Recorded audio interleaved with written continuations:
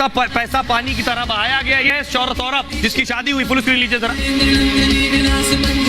ये 200 करोड़ की शादी की तस्वीरें आप देख रहे हैं जिसमें बड़े बड़े एक्टर गए थे। और ये सौरभ भी बहुत पहुंचे हुए हैं। जूस बेचा करते थे पहले, ये जूस बेचने से लेकर 200 करोड़ की शादी तक कैसे पहुंचे ये भी आपको बताऊंगा। पहले जरा देखिए ये 200 करोड़ की अद्भुत शादी। दुबई में Mahadev book app promoter Saurabh Chandrakar की शादी हुई। इतनी आलीशान शादी कि उसमें 200 करोड़ रुपया खर्च हो गया। फरवरी में हुई शादी कार्यक्रम में बॉलीवुड के कई सितारों ने परफॉर्म किया। ये संयुक्त अरब अमीरात यूएई के रैक यानी रास अल खैमा में शादी हुई।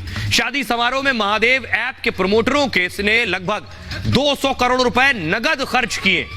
शादी समारोह में परफॉर्म करने के लिए कई बॉलीवुड हस्तियों को बुलाया गया था। दावा है कि मुंबई की एक इवेंट कंपनी ने उन कलाकारों को इसकी फीस दी थी।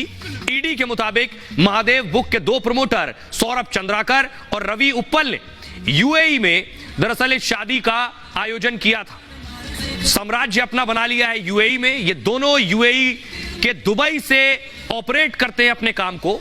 इसके एक प्रमोटर सौरभ चंद्राकर ने इसी साल यूएई में शादी की। शादी में सौरभ के रिश्तेदार नागपुर से यूएई प्राइवेट जेट से पहुंचे थे जिन्हें किराए पर लिया गया था। इस शादी समारोह में वेडिंग प्लानर, डांसर, डेकोरेटर को मुंबई से हायर किया गया था और सबको कैश पेमेंट के लिए हवाला चैनलों का इस्तेमाल किया गया। दुबई के एक 7 स्टार होटल में पार्टी हुई। इसका वीडियो जांच एजेंसियों के हाथ लगा है। अब जांच एजेंसियां जांच कर रही हैं। शादी में वो 14 सितारे कौन हैं जो गए थे शादी अटेंड करने, इन सबको ईडी बुलाएगी क्योंकि आरोप और शक ये है कि इनको जो शादी में भुगतान हुआ है पैसों का, ये हवाला के जरिए हुआ है। अब ये शक है, ईडी सबको बुलाकर सवाल जवाब करेगी। कौन कौन एक्टर है? एक्ट्रेस सनी लियोनी इसमें शामिल है, नेहा कक्कड़ है, भारती सिंह है कॉमेडियन, और कृति खरबंदा है।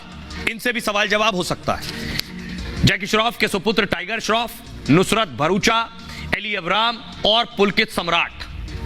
4 और हैं, 6। उनमें भाग्यश्री हैं जो दुबई गई, विशाल डडलानी है और आतिफ असलम का नाम है।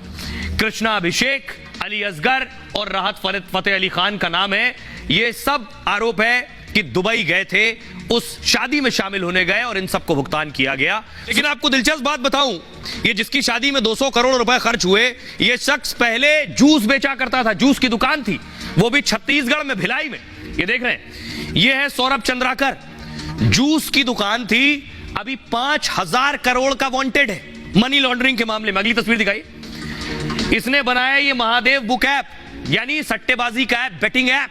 बहुत से लोग इसे खेलते हैं, इसमें पैसा लगाते हैं और जीतते भी हैं, हारते भी हैं। बेटिंग ऐप के जरिए पैसा लगाया। अब मैं आपको बताऊं कि सौरभ कैसे जूस बेचने से लेकर 200 करोड़ की शादी तक पहुंच गया।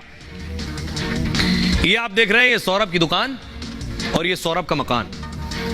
5000 करोड़ की मनी लॉन्ड्रिंग में, सौरभ का नाम है।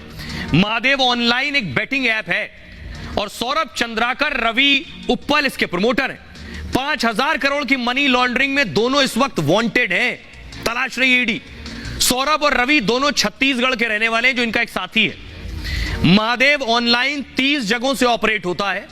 दुबई से एक बेटिंग ऐप का संचालन किया जाता है, ये दुबई में ही रहता है। दोनों प्रमोटर दुबई में रहते हैं। भारत के कई शहरों में इसके सेंटर बने हुए हैं। फ्रेंचाइजी को 70 से 30% का ये लाभ देते हैं। पिछले साल दिसंबर से इस केस की जांच चल रही है। ईडी ने पिछले महीने बेटिंग ऐप सेंटर पर छापा मारा था। छापेमारी में थोड़ा बहुत नहीं, 417 करोड़ की अवैध संपत्ति जब्त की है। 417 करोड़।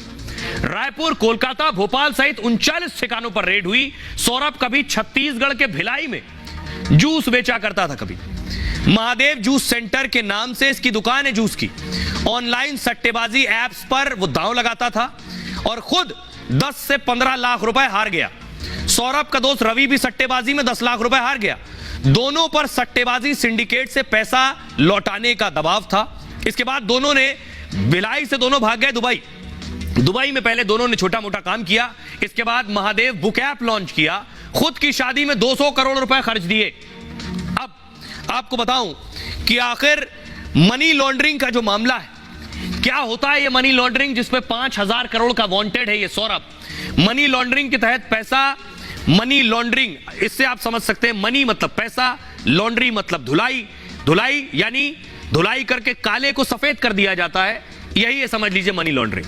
काले धन को वैध करने का तरीका है, अवैध कमाई को इससे छिपाया जाता है, अवैध कमाई को पहले सफेद बनाया जाता है यानी ब्लैक को व्हाइट किया जाता है, फिर असली मालिक के पास वो पैसा आ जाता है जब व्हाइट हो जाएगा। सबसे पहले अमेरिका में इसका इस्तेमाल हुआ। माफिया समूहों ने अवैध कमाई को किस तरह से सफेद किया। मनी लॉन्ड्रिंग कई तरीके से की जाती है। फर्जी कंपनी बना ली और कंपनी में पैसा लगा दिया। फर्जी कंपनी बनाई, एक आम कंपनी की तरह होती है फर्जी कंपनी, लेकिन इसमें कोई संपत्ति लगी नहीं होती है। यह कंपनी सिर्फ कागजों पर बनाई जाती है और इन कंपनी की बैलेंस शीट में बड़े बड़े लेन देन होते रहते हैं। पैसे छिपाने के लिए किसी कंपनी में निवेश कर दिया जाता है, मकान, दुकान, मॉल भी खरीद लिया जाता है कई बार काली कमाई से। इसके जरिए भी काला धन सफेद हो जाता है, यह भी एक तरीका है। अब आपको बताऊं कि जो ऐप बनाया महादेव बुक ऐप, ऐसे बहुत से ऐप भारत में काम कर रहे हैं। अंग्रेजी में इसे बेटिंग ऐप कहते हैं, हिंदी में ये सट्टेबाजी ऐप है। लेकिन क्या ये सट्टेबाजी ऐप भारत में वैध है? भारत में चलते हैं ये सट्टेबाजी ऐप? पिलर ग्राफिक्स है। आपको बताऊं भारत में कानून भी है, कई राज्यों ने इसे बैन भी कर रखा है, लेकिन ये कई जगहों पर लीगल भी है। भारत में सट्टा पूरी तरह से गैर कानूनी है, लेकिन ऑनलाइन सट्टा अवैध नहीं है। राज्य सरकारों ने ऑनलाइन गेमिंग ऐप पर सख्ती दिखाई। कुछ राज्यों में ऑनलाइन गेमिंग ऐप बैन है, राज्यों में इन्हें रोकने के लिए अलग अलग कानून है। संसद में ऑनलाइन गेमिंग रेगुलेशन बिल पेश हुआ था, इसमें ऑनलाइन गेम्स को रेगुलेट करने की बात हुई। कंपनियों को सेल्फ रेगुलेटर सिस्टम बनाना है, जिसे कहते हैं SRO, लेकिन इसको लेकर कोई मजबूत कानून नहीं है अब तक। इसी का फायदा उठाकर यह धंधा फल फूल रहा है। ऐसे ऐप में घंटों में करोड़पति बनाने का सपना दिखाया जाता है, एक मैच में अरबों रुपए लगाए जाते हैं। सुनिए एक्सपर्ट वेद भूषण साहब क्या कह रहे हैं इस मामले में। देखिए, प्रमोटर्स तो भागे हुए हैं, उसके अलावा जो रणधीर कपूर है, जो फिल्म इंडस्ट्री के बहुत बड़े जानी पहचानी हस्ती हैं, कपूर फैमिली से बिलोंग करते हैं, अब उनको ईडी का नोटिस आ गया है। क्योंकि जो ये तब जानकारी में आया, नॉलेज में आया, जब दुबई के अंदर एक शादी थी जिसमें 250 करोड़ रुपए का अनुमान लगाया जाता है और शादी में खर्च किया गया। इतनी भव्य शादी है, उसके पीछे महादेव ऐप जिसका नाम सामने आ रहा है, जिसमें सट्टा व्यापार जिसको आप बोलते हैं आमतौर पर पुरानी भाषा के अंदर, परंतु अब चूंकि डिजिटल फॉर्म में आ गया है और ये अंदाज लगाया जा रहा है कि कम से कम 45 ऐप्स इस तरह के वहाँ पर चल रहे थे। उसके अलावा 200 करोड़ रुपए की डेली की आमदनी थी। श्रीलंका, दुबई और दूसरे बड़े बड़े शहरों से इसके तार जुड़े नजर आ रहे हैं। इस बारे में और भी बड़े सारे खुलासे होंगे, काफ़ी जानकारियां मिलेंगी और इस तरह के जो इलीगल ऐप चल रहे थे उनके खिलाफ सरकार जरूर कोई ना कोई कायदा कानून और उनको शिकंजे में लाने के लिए, जो कि अब तक कानून में प्रोविजन नहीं थे, जरूर किए जाएंगे, ऐसी उम्मीद रखनी चाहिए। गेमिंग ऐप से आगे बढ़ते हैं। बॉलीवुड